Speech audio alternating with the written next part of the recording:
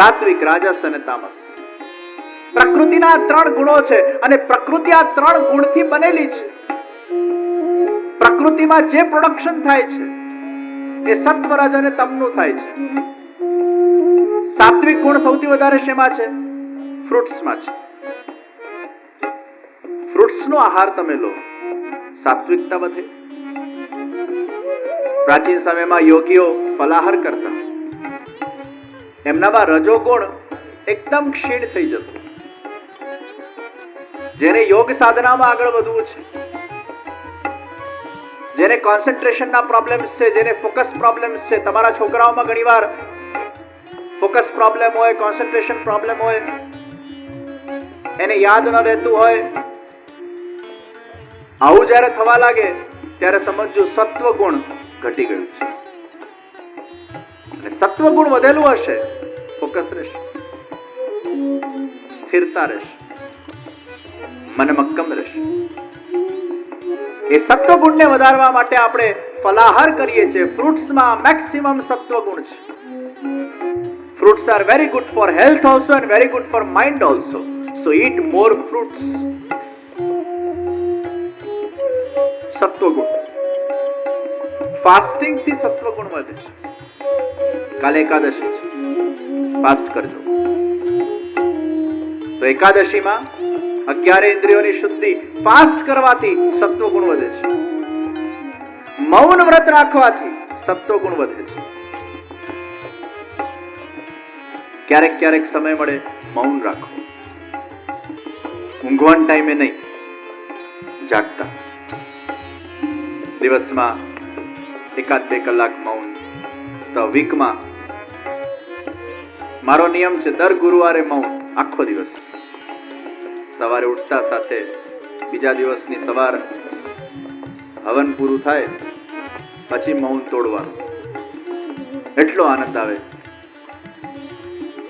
અને મૌન વ્રત તમારાથી થાય તો ટ્રાય કરજો. ભલે વીકમાં એકવાર ની, મહિનામાં એકવાર તો ચૂપ રહો. મહિનામાં એકવાર મૌન. અને આપણે ધારીએ કરી શકીએ તો ધારતા નથી, વાત જુદી છે. મહિનામાં 1 દિવસ મૌન, બહુ મજા આવશે. પણ મૌન વ્રત જ્યારે લો ને ત્યારે મોબાઈલ વ્રત પણ લેવો પડે. મૌનમાં પાછું મોબાઈલ ચાલુ હોય તો પાછું એ મગજ ત્યાંનું ત્યાં જ ફર્યા કરે. આ તો આપણા પોતાના માટે છે, પોતાના મનના શુદ્ધિ માટે છે, પોતાના વિચારની શુદ્ધિ માટે છે, પોતાના હૃદયની શુદ્ધિ માટે છે. મૌન. તો સાત્વિકતા ક્યાંથી વધશે? સત્સંગથી વધશે, વ્રતથી વધશે, મૌનથી વધશે. અને સાત્વિકતા વધતી જશે એટલે શુભત્વ વધશે, સારા વિચારો આવશે. રજોગુણ વધી જાય તો ઈચ્છાઓ બહુ આવશે. રજોગુણની જરૂર છે પણ વધારે પડતો વધી જાય તો ઈચ્છાઓ, કામ વધશે. અને તમોગુણ વધશે એટલે અજ્ઞાનતા વધશે. તો તમોગુણ કોના માટે પ્રોહિબિટેડ છે? જેને ભક્તિમાં આગળ વધવું છે, જેને સાધના કરવી છે, જેને આધ્યાત્મિક રીતે પોતાનો વિકાસ કરવો છે, એના માટે તમોગુણ પ્રોહિબિટેડ છે.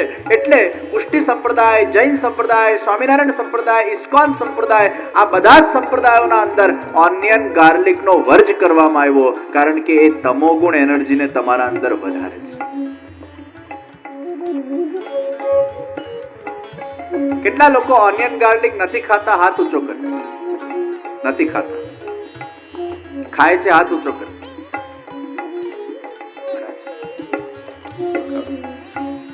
ખાવ છો? નથી ખાતા? તમે ખાવ છો? તમે ખાવ છો રોજ? કોઈ આંગળી ઊંચી થઈ તો આ મ્યુઝિક બંધ થઈ ગયું. લે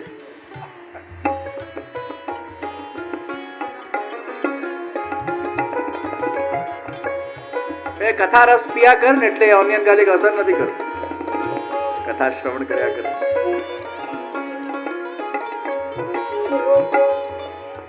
તો આધ્યાત્મિક માર્ગ પર અગર આગળ વધવું હોય તો એમાં ઓનિયન ગાર્લિક નું વર્જ છે. અને કદાચ ઓનિયન ગાર્લિક બહુ ખાતા હો તો પછી ઉપવાસ કરો, વીકમાં 2 દિવસ ફાસ્ટિંગ. એટલે તમોગુણ એનર્જીને બેલેન્સ કરશે. તો સાત્વિક, રાજસ અને તામસ આ ત્રણ તત્વ એ પ્રકૃતિના તત્વો છે, અને જે પ્રકૃતિમાં જે ગુણ છે એ આપણા અંદર આવે છે. અને એટલે જ આપણે નોનવેજ નથી ખાતા. કેમ?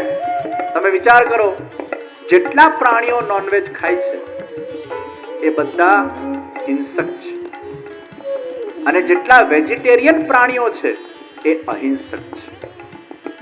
તો મનોવિજ્ઞાન પ્રૂવ કરે છે કે if you eat non-veg you become violent, if you eat veg you become silent.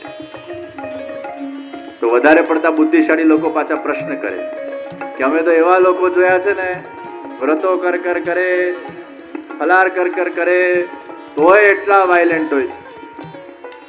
અને અમે તો એવા લોકો જોયા છે કે નોનવેજ ખાનાર લોકો પણ સાયલેન્ટ હોય છે, એટલા હમ્બલ હોય છે, એટલા વિવેકી હોય છે, એટલા સાત્વિક હોય છે કે આપણને લાગે નહીં કે આવો કોઈ જેન્ટલમેન હોય. તો આવું કેમ થાય છે? એટલે ત્યારે આપણે એના જીવ સ્વભાવ, એના પૂર્વજન્મના સંસ્કારનો સ્વભાવ, એનો દેહ સ્વભાવ, એમાં આપણે જવું પડે કે ઘણીવાર આપણે સાત્વિક ગુણ ખૂબ લેતા હોઈએ આહારમાં, પણ જીનેટિકમાં કોઈ પ્રોબ્લેમ હોય, પૂર્વજન્મના સંસ્કારમાં કંઈક પ્રોબ્લેમ હોય, અથવા પછી જીવ સ્વભાવમાં કોઈક વિષય હોય, તો એ એટલો અસર કરતો.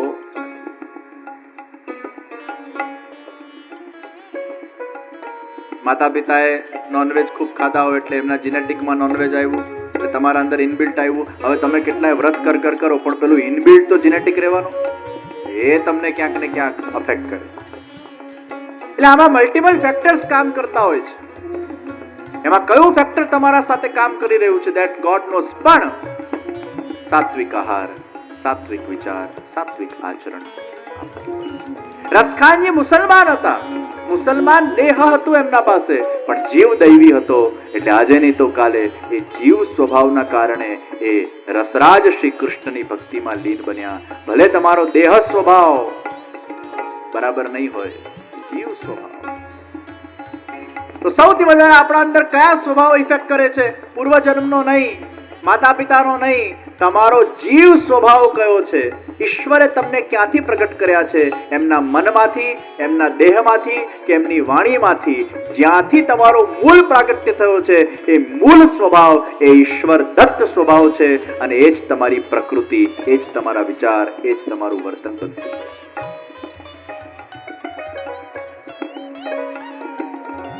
Mind is the bank of good and bad thoughts.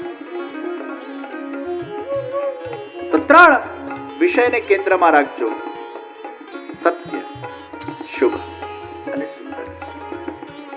તો એક હોય છે સ્વકેન્દ્રીય વિચારધારા, એક હોય છે સમાજ કેન્દ્રીય વિચારધારા, એક હોય છે પ્રભુ કેન્દ્રીય વિચારધારા. જગતગુરુ શ્રી વલ્લભાચાર્યજી મહાપ્રભુજીનું આ લક્ષ્ય છે કે પ્રત્યેક વૈષ્ણવની વિચારધારા એ પ્રભુ કેન્દ્રીય બને, સત્ય પરખ બને.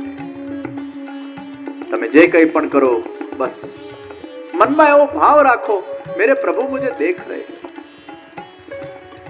આપણે જ્યારે ખોટું કરીએ છીએ ત્યારે આપણા મનમાં આ વિચાર નથી હોતો કે ભગવાન આપણને જોઈ છે. જો આપણા મનમાં આ વિચાર આવી જાય કે ભગવાન મને જોઈ રહ્યો છે, તો આપણે ખોટું કરતા પહેલા 10 વાર વિચારીએ કે આ ખોટું હું કરીશ તો મારા ઈશ્વરને ગમશે.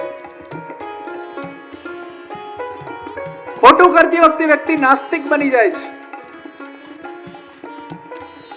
પણ આસ્તિક વ્યક્તિ કોને કહેવાય? જે હંમેશા મને મારો ઈશ્વર જોઈ રહ્યો છે, હું મારા ઈશ્વરની સન્નિધિમાં છું, એના કેન્દ્રમાં પ્રભુ હોય છે. હું કંઈક એવું કરું જેનાથી મારા પ્રભુ પ્રસન્ન થાય. હું મારા પરિવારના પોષણ કરું, મારા પ્રભુ પ્રસન્ન થાય. હું મારા કર્તવ્યને બજાવું, મારા પ્રભુ પ્રસન્ન થાય. હું માનવની સેવા કરું, મારા પ્રભુ પ્રસન્ન થાય. હું સમાજની સેવા કરું, મારા પ્રભુ પ્રસન્ન થાય. હું ઠાકોરજીની સેવા કરું, મારા પ્રભુ પ્રસન્ન થાય. હું કથાનું શ્રવણ કરું, મારા પ્રભુ પ્રસન્ન થાય. હું સત્કર્મમાં આગળ વધું, મારા પ્રભુ પ્રસન્ન થાય. હું કોઈ જગ્યાએ નિસ્વાર્થ વોલેન્ટિયર સેવા આપું, મારા પ્રભુ પ્રસન્ન થાય. મારા પ્રત્યેક કર્મના અંગના અંદર, એના વિચારના અંદર એનું કેન્દ્ર જ્યારે મારું પ્રભુ બની જાય છે, ત્યારે વ્યક્તિના જીવનમાં પરમ સંતોષની પ્રાપ્તિ થાય છે કે મેં જે કંઈ પણ સારું કર્યું, મારા ઈશ્વર એની નોંધ ચોક્કસ લીધી છે. अरे दुनिया को प्रसन्न करने जाओगे तो दुनिया प्रसन्न होगी या नहीं होगी उसकी कोई गारंटी नहीं है.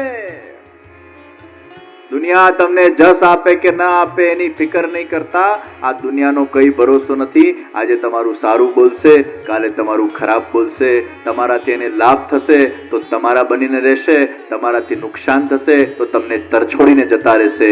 તમે દુનિયાને પ્રસન્ન કરવા કામ નહીં કરતા, પણ તમે કોઈ પણ કર્મ કરો એમાં કેન્દ્ર રાખજો, મારા પ્રભુ પ્રસન્ન બને.